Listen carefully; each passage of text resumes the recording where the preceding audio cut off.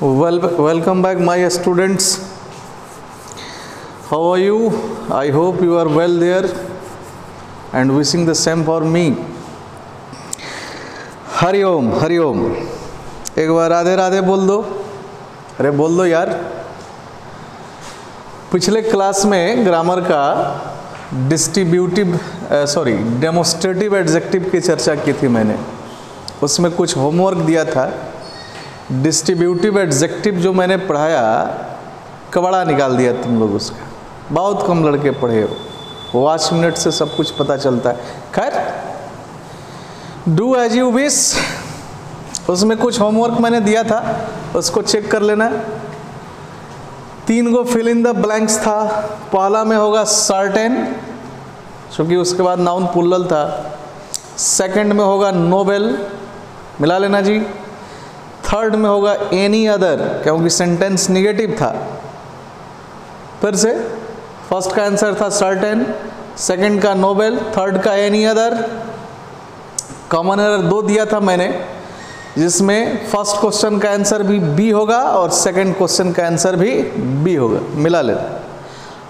आओ आगे बढ़ते हैं हम लोग। डिस्ट्रीब्यूटिव एडजेक्टिव हमारे सामने है आज। This one is very important my dear. Once again I am repeating my statement. This one is very important for you people. I am going to explain it in detail in competitive way, and now finally I have decided not to bother myself whether you people go through the chapters properly or not. It depends quite upon you what you think for your career ahead. Look, something I have written on the board already. Distributive adjective, विभाज्यवाचक विशेषण, विभागवाचक विशेषण भी कहा जाता है। ऐसे भी distributive, distribute means बांटना होता है। जानते हो, जानता होगा ना। तो 10 गो रुपया ले जाकर यदि 2-4 आदमी में बांटोगे तो वो अलग अलग, किसी को 2 रुपया, किसी को 3 रुपया ऐसे दोगे ना। कि 10 जब बांटोगे 10 रुपया तो एक आदमी के पास तो नहीं जाएगा, कि जाएगा, अलग अलग जाएगा ना। वही यह एडजेक्टिव है। यानी इसमें 4 वर्ड्स हैं जिसका मुख्य रूप से हम लोगों को अध्ययन करना है कि उस चारों का अलग अलग फॉर्म में कब यूज करना है। Is that clear? And that is why, चूंकि 4 वर्ड्स हैं और चारों का हमें अलग अलग यूज करना है, इसलिए इसका नाम क्या रखा गया है? Distributive adjective. अब इसको डिफाइन भी मैंने कर रखा है। एन एडजेक्टिव दैट क्वालिफाइज, यानी वह विशेषण जो विशेषता बतलाता है, क्वालिफाई करता है मेंबर्स ऑफ ए ग्रुप, किसी ग्रुप के मेंबर सदस्यों को सेपरेटली यानी अलग अलग, इंस्टीड ऑफ कलेक्टिवली, यानी सामूहिक रूप से उसको क्वालिफाई करने के बदले, इंस्टीड ऑफ मीन्स के बदले, यानी वह विशेषण जो किसी ग्रुप के सदस्यों को सामूहिक रूप से क्वालिफाई करने के बदले सेपरेटली अलग अलग रूप में क्वालिफाई करता है, इज कॉल्ड डिस्ट्रीब्यूटिव एडजेक्टिव। उसे हम कहते हैं distributive adjective. Such as we have 4 words. I have already told you about this. Either, neither, each, and one more word is there, every. These 4 words are considered to be distributive adjective. Is that clear? And we have to study them separately. Means these 4 adjectives that I have written on board are used for separate nouns. इनका प्रयोग हम लोग अलग अलग noun के लिए करते हैं। अब थोड़ा डिटेल देखिएगा जी। जब तक मैं मतलब क्लास को जब देखना शुरू करो तो मैं चाहूँगा कि थोड़ा प्रयास करो, कुछ डिटेल देख लोगे तो कहीं कुछ लाभ हो जाए यार, हैं? लाभ होगा ना बालक भगवान? नहीं देखोगे तब लाभ होगा कि देखोगे तब लाभ होगा? बोलो, बोलेगा ही नहीं, नहीं बोलेगा। अब आ जाओ माय डियर, इसमें ध्यान में रखना कुछ कॉमन एरर मैं खोज रहा था, आज फिर से कुछ कॉमन एरर बनवा देते हैं आप लोगों को। मैं तो अपना काम कर ही रहा हूं, लेकिन मुझे नहीं लगता है कि आप लोग अपना काम करिएगा।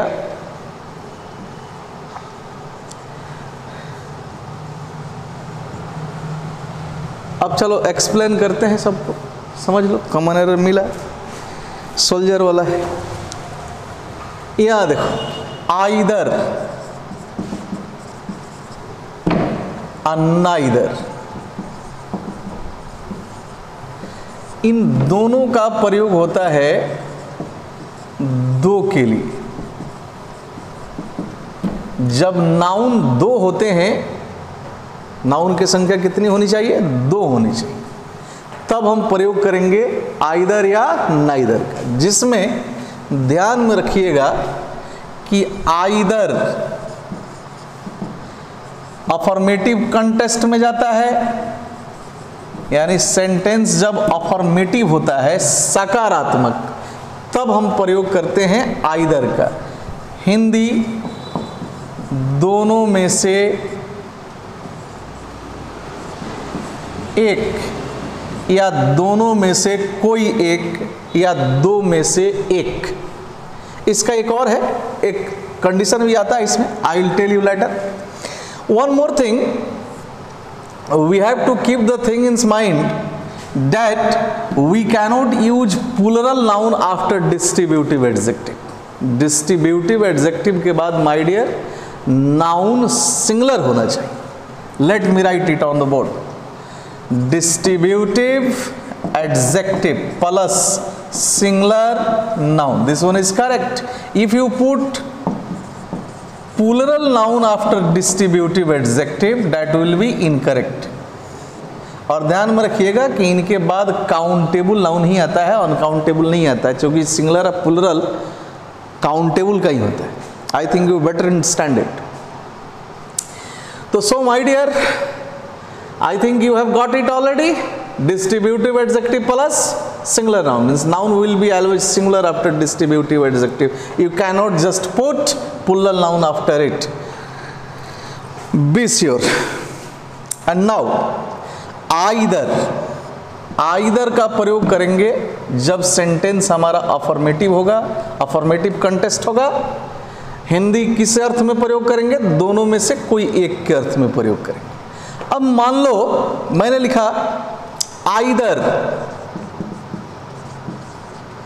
रोड, आगे रोड्स, ध्यान में रखिएगा, कई तरह से आपको फंसाया जा सकता है एग्जाम में। आइदर रोड लीड्स टू कचहरी चौक या स्टेशन या मीना बाजार, कुछ भी। लीड्स टू मीना बाजार या स्टेशन, जो लिखो यार, स्टेशन प्रचलित है, जल्दी समझोगे।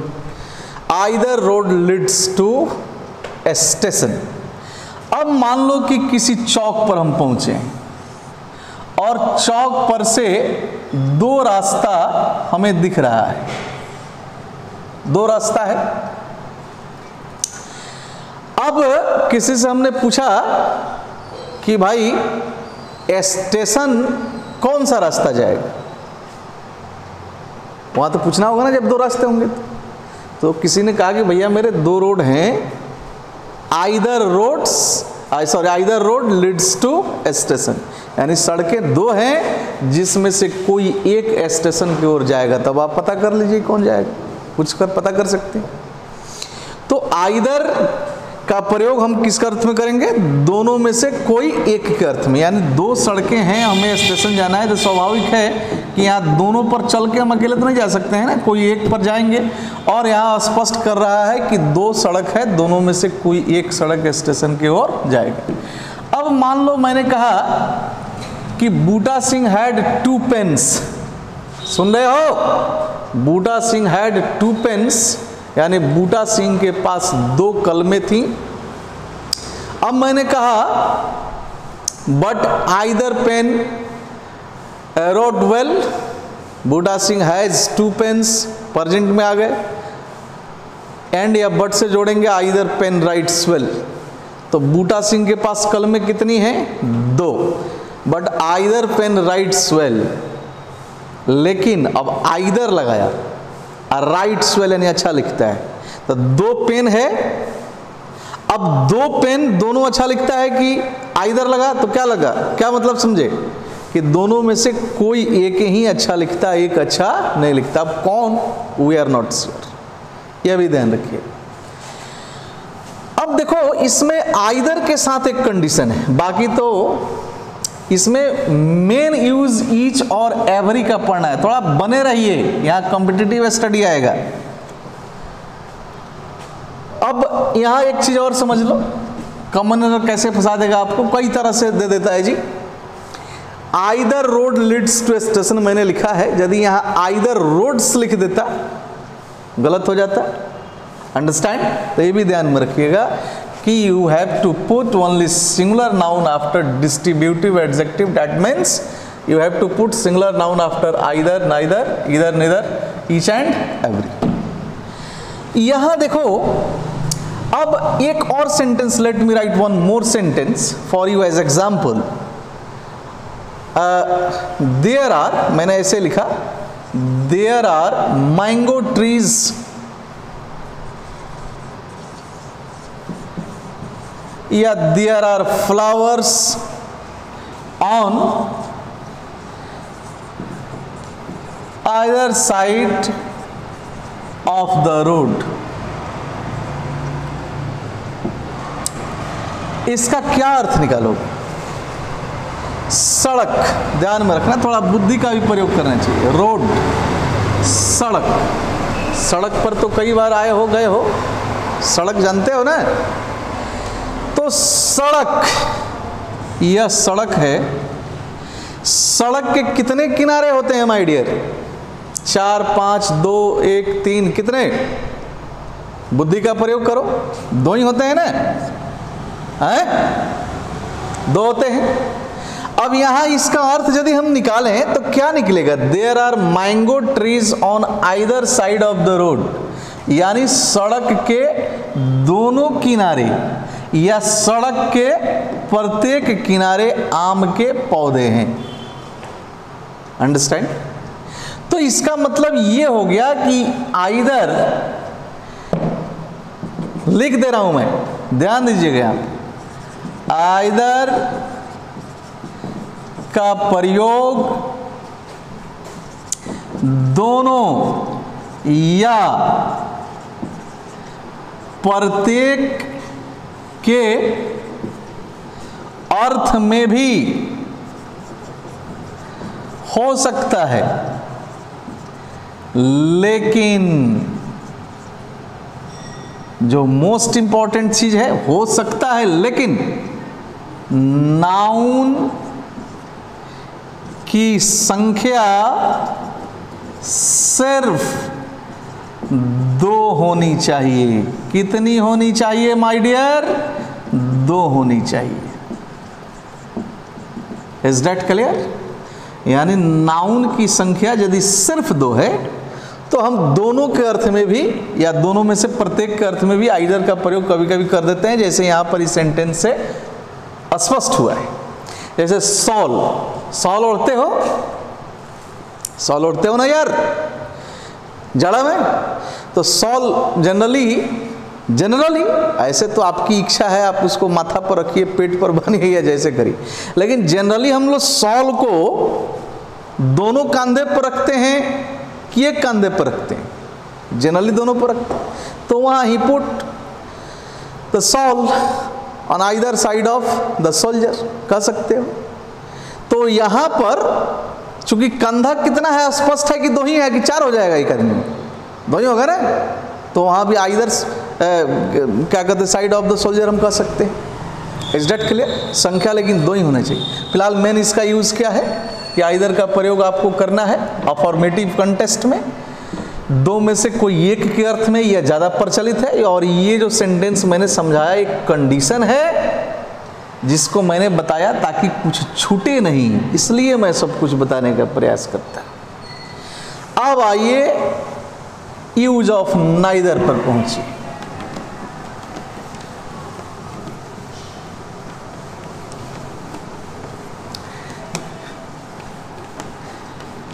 थोड़ा प्रेम से समझिएगा जी।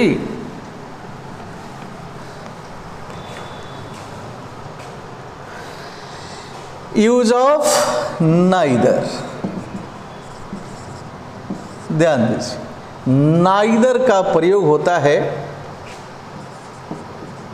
दोनों में से कोई नहीं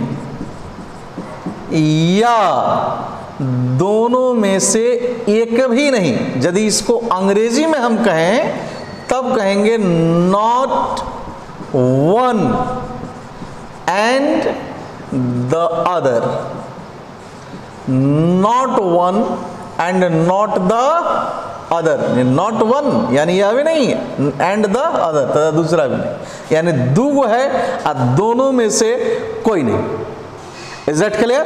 तो ध्यान में रखिएगा कि नाइदर किस में जाएगा, निगेटिव सेंटेंस में। एक चीज और जी मैं लिख दे रहा हूं, पता नहीं इसमें भी गलती कर सकते हैं। यदि आप नाइदर का प्रयोग कर रहे हो सेंटेंस में, तो नाइदर के साथ कभी भी नो या नॉट का प्रयोग नहीं करिएगा, ये भी ध्यान में रखिए।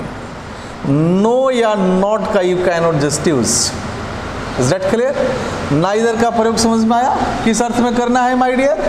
दोनों में से कोई नहीं या दोनों में से एक भी नहीं के अर्थ में, not one and the other. अब जैसे मान लो मैंने कहा, सेंटेंस देख लेते हैं, बूटा हैड टू सन्स, बूटा को दो बेटे थे। अब हमने कहा नाइदर सन, यहां नाउन सिंगुलर होगा क्योंकि नाइदर के साथ है, नाइदर सन, यहां प्लुरल होगा क्योंकि टू के साथ है, संख्या है, ये अलग अलग चीज है, अलग अलग सेंटेंस भी है। Neither son was obedient, Hindi निकालो। बूटा हैड टू सन्स, यानी बूटा सिंह को दो बेटे थे। नाइदर सन वाज ओबेडिएंट, दोनों में से कोई भी बेटा आज्ञाकारी नहीं था या दोनों में से एक भी बेटा आज्ञाकारी नहीं था, दो थे, total negative. Got it? Is that clear? चलो अब मान लो एक सेंटेंस देखो और, जैसे मान लो मैंने लिखा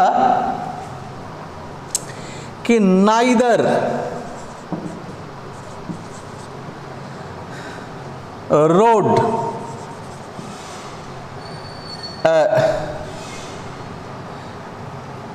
नाइदर रोड गोज या लीड्स, जो लिखो यार, नाइदर रोड गोज टू, या थोड़ा सेंटेंस को बड़ा कर दे, neither road will lead you to Delhi. Neither road will lead you to Delhi का क्या मतलब हो गया? अब यहीं पर आप जब इसका यूज जान गए हो कि not one and the other, यानी दोनों में से कोई नहीं, तो यहां जैसे ही आप नाइदर रोड कहते हो तो स्पष्ट हो गया कि रोड दूगो है या दोनों में से कोई भी पटना आपको ले जाने वाला, सॉरी दिल्ली आपको ले जाने वाला नहीं। Is that clear? हमने कहा नाइदर पेन राइट्स वेल, यानी तब कलम कितना हो गया? जैसे ही नाइदर पेन लिखा श्योर हो जाइए, संख्या कितनी है? दो, सेंटेंस हो गया negative. Neither pen writes well, क्या मतलब हुआ? पेन की संख्या कितनी है? दो, और दोनों में से कोई भी अच्छा नहीं चलता है। Is that clear? तो ध्यान में रखिएगा, आइदर और नाइदर को मैं समझता हूं आप अच्छे से समझ गए होंगे। अब आइए आज का जो मेन चीज जो है जिस पर मैक्सिमम कॉम्पिटिटिव क्वेश्चंस पूछे जाते हैं my dear, we have to understand those two words and they are each and every। आप स्नैपशॉट ले लेना जी लिखने के लिए।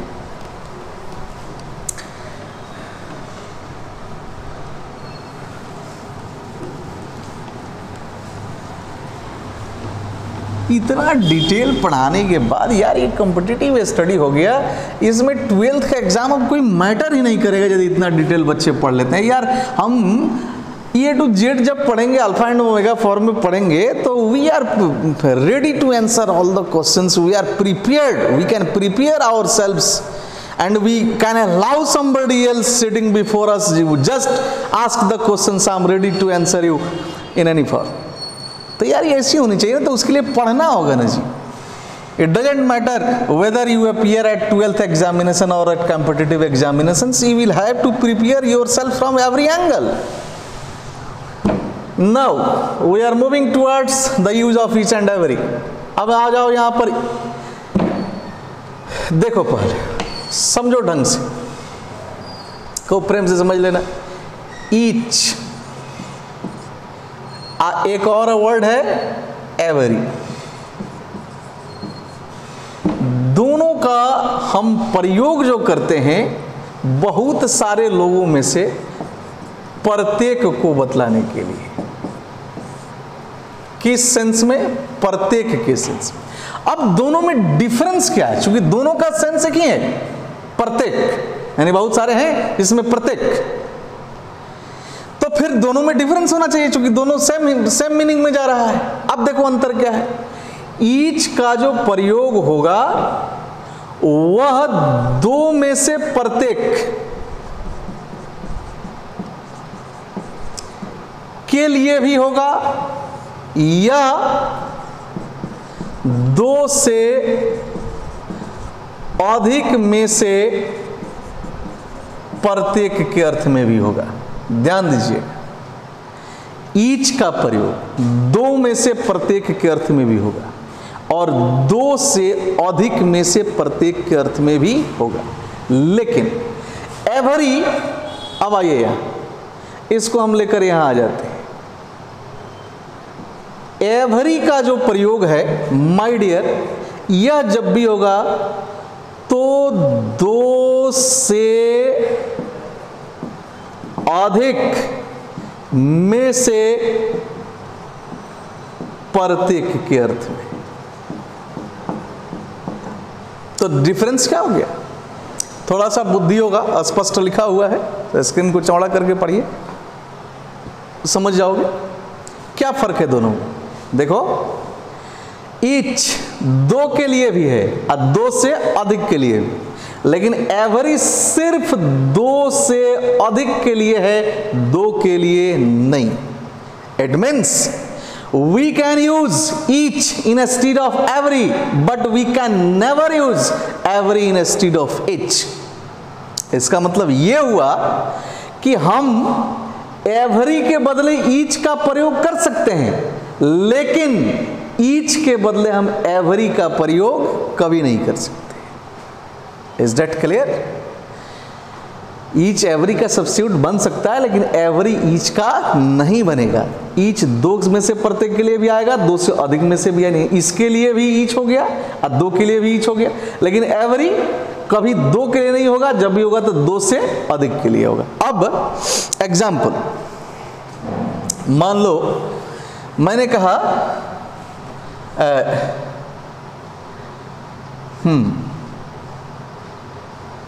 अब थोड़ा ध्यान देना है यहाँ पर।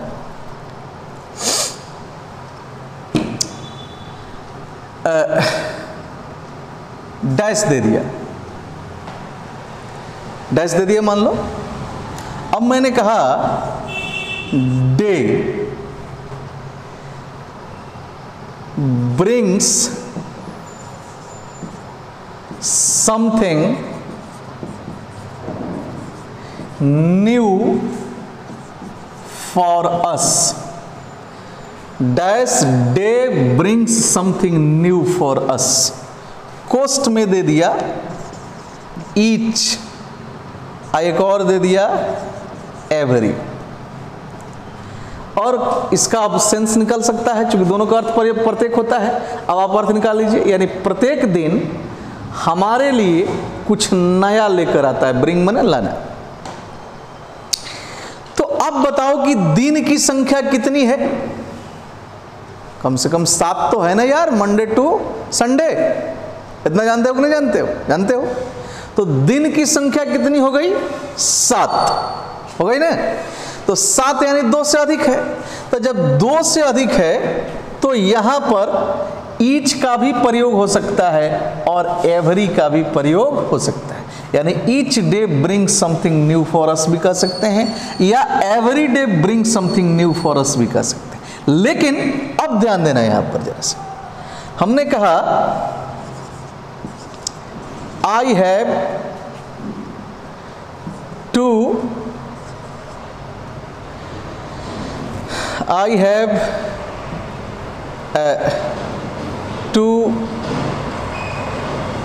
डॉग्स, मान लो मैंने कहा आई हैव 2 डॉग्स। अब यहां डैश दे दिया है, यहां लिखा डॉग इज फेथफुल या loyal. I have 2 dogs dash dog is faithful या लॉयल। फेथफुल या लॉयल मीन्स वफादार। अब यहां पर फिर से दे दिया ईच या एवरी। ध्यान दो, तो यहां पर यदि हम एवरी का प्रयोग करेंगे गलत होगा।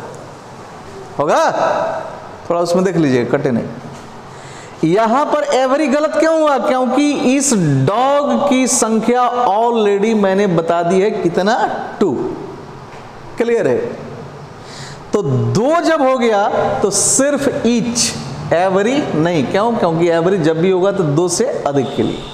Is that clear? तो यहां प्रयोग किसका होना चाहिए? ईच का। अंतर समझ में आ गया? यानी ईच का प्रयोग हम 2 के लिए भी कर सकते हैं, 2 के लिए भी करेंगे और 2 से अधिक के लिए भी करेंगे। Is that clear? लेकिन एवरी का प्रयोग सिर्फ 2 से अधिक के लिए होगा, जैसे यहां हो सकता था, लेकिन 2 के लिए कभी भी नहीं होगा। Is that clear? अब याद रखो, थोड़ा समझ लो, एक और पॉइंट है।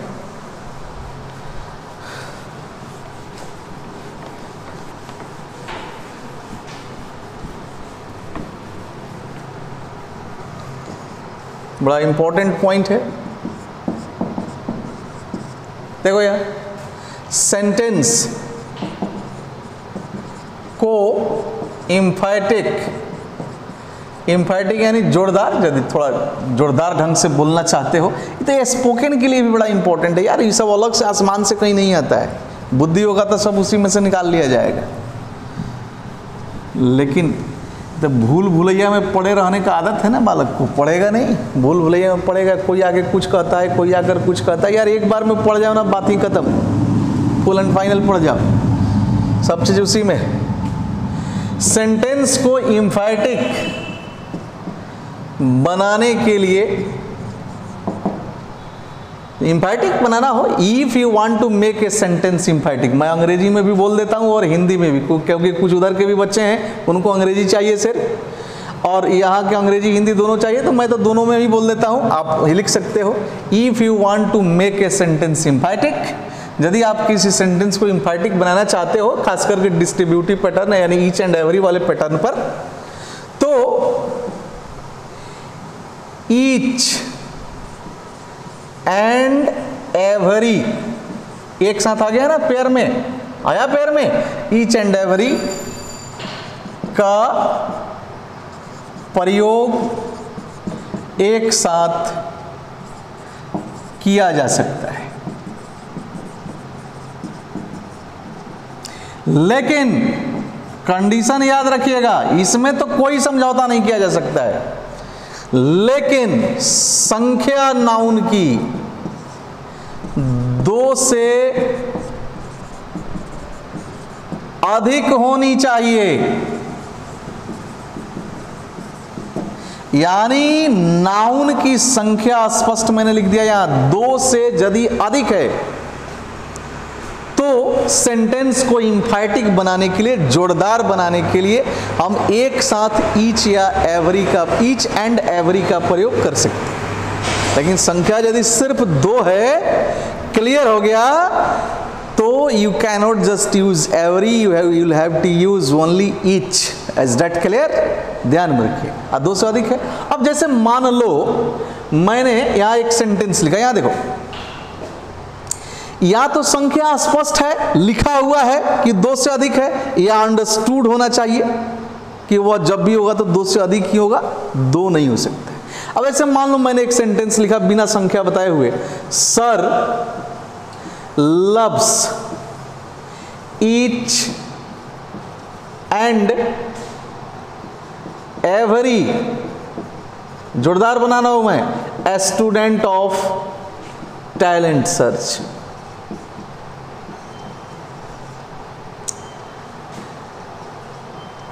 यानी सर टैलेंट सर्च के प्रत्येक विद्यार्थी से प्रेम करते हैं। थोड़ा जोरदार बोला।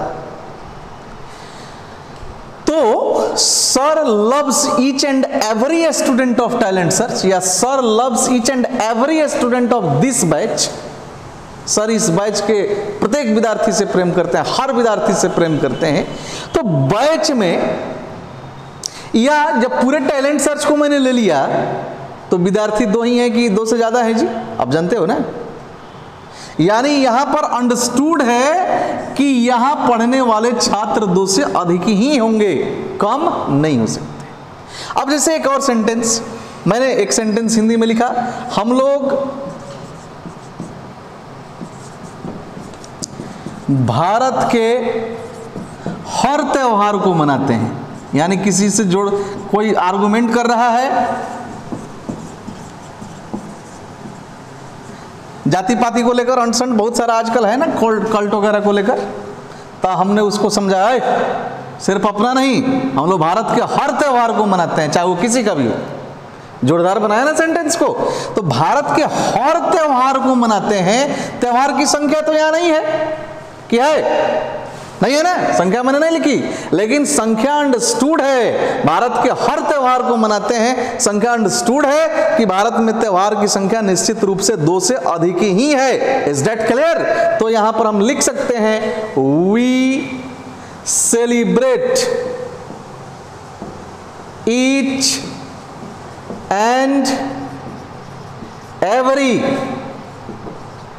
Festival of India. अब बोलो कोई तकलीफ?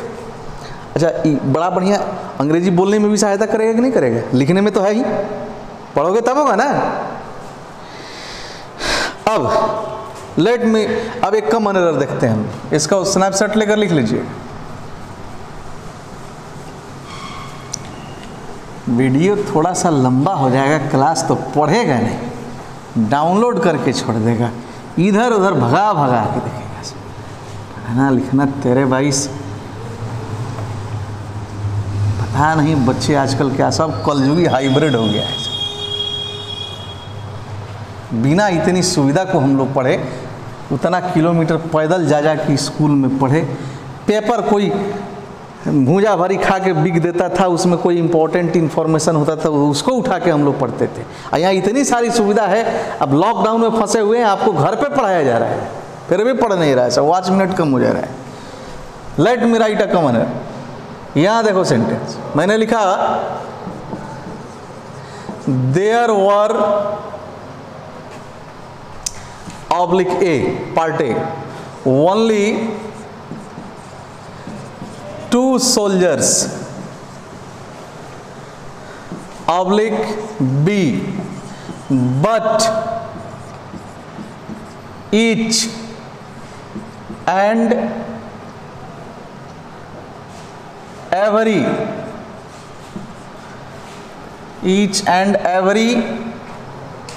soldier was equal oblique C to the 5 policemen, full stop oblique D, and here is no error.